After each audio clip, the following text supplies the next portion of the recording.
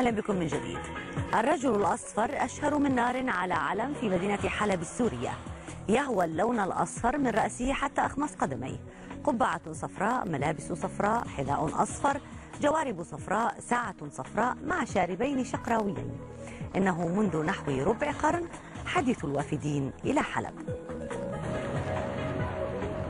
يبدو أن حرارة الصيف في حلب لا تناسبه، فما أن تقترب الشمس من الغروب حتى يبدأ أبو زكور الرجل الأصفر والأشهر من نار على علم في حلب يبدأ جولته في الوسط التجاري للمدينة. هندامه المميز لا بد أن يلفت نظر الغرباء، ولو أنك سألت أي شخص في وسط مدينة حلب التجاري من هو الرجل الأصفر فسيجيب الكل أبو زكور المشهور. والله شفته هذا الرجل الأصفر لفت انتباهي، سألته أحد المرات ليش تلبس أصفر؟ قال لي لأنه سر، فاليوم حابين نعرف شو هو السر عن طريق قناة العربية. أنا الرجل الأصفر صار لي شي 12 سنة بعرفه، دائما لبسه هذا هو.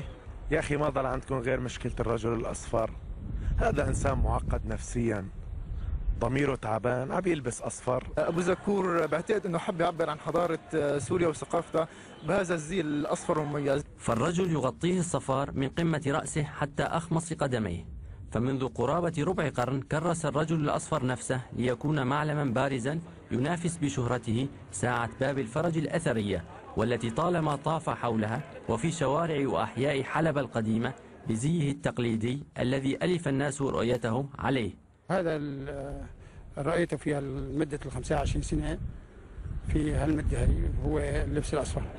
يعتبر البعض اختيار الرجل اللون الأصفر لأسباب نفسية، فيما يعتبره البعض الآخر لأسباب اجتماعية، وكثيرون رفضوا التعليق على ذلك أمام الكاميرا. ولا تخلو حياة الرجل خلال تجواله من المشاكل أو الطرافة.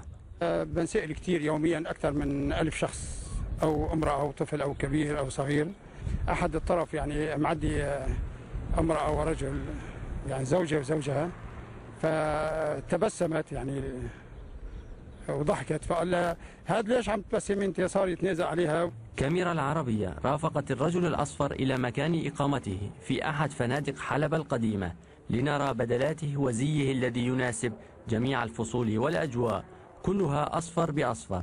فالرجل حريص على أناقته. أبو زكور متزوج وله 3 أولاد، ولا يتوقع أن يغلده أحد أبنائه، لأن ذلك وعلى حد قوله يحتاج إلى طولة بال وصبر. أولادي ما بقدروا بيتحملوا، شايف شلون؟ وهن يعني كثير، مثلا أحد الأولاد جبت له يعني قميص أصفر، فصاروا يقولوا له أنت ابن أبو زكور. اللون الأصفر هذا يعني أحتفظ فيه لنفسي. باسل الحاج جاسم، العربية، من مدينة حلب، سوريا. مش بالضرورة يكون معقد، ربما يكون برازيلي. تحية لكم وإلى اللقاء.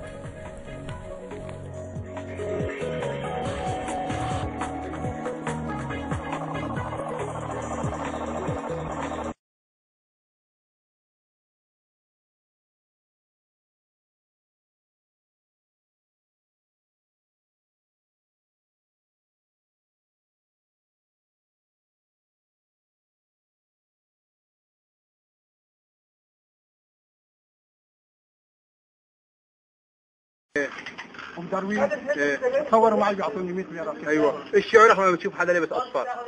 ما في حدا بيلبس غير. طب ايش شعورك بطقك كف على خلقتك؟ انت على راسي. انا على راسك؟ شايف الصرمايه هي ولا؟ هي على راسك يا واطي يا ابو الاصفر. يا عرصه تمشي والله على المدرسه اللي عندي والله. لا اربيك مزبوط.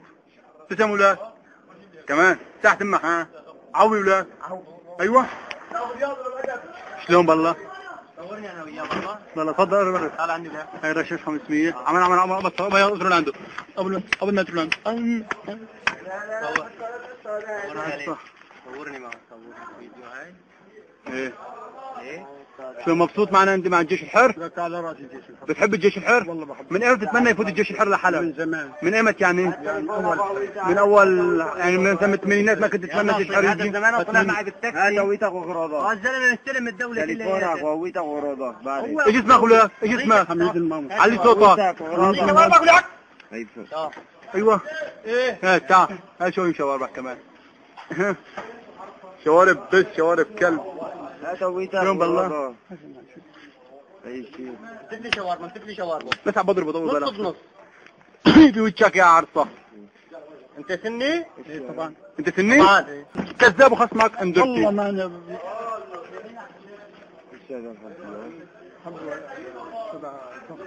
تبع حبش لك ضغط. لا لا لا لا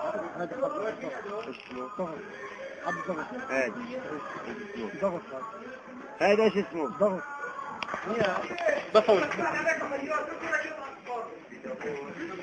فراس هذا الرجل قرع اكبر فسفوس في حلب. عملك صورني سيب لي شاورما سيب لي ده الواحد ليه؟ عم تضحك يا عرصمو والله انا الشوارع انت بين الجيش الحر جيد مبسوط سوي ثلاثة كلها وش شعورك وقت تقدر عليه هون؟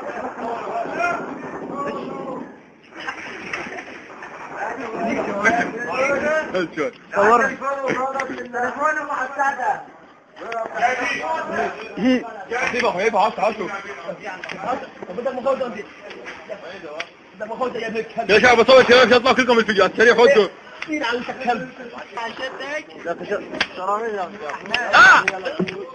انا سعيد اكثر شيء لاني عباط لك انشاروا كمان هذول اصفر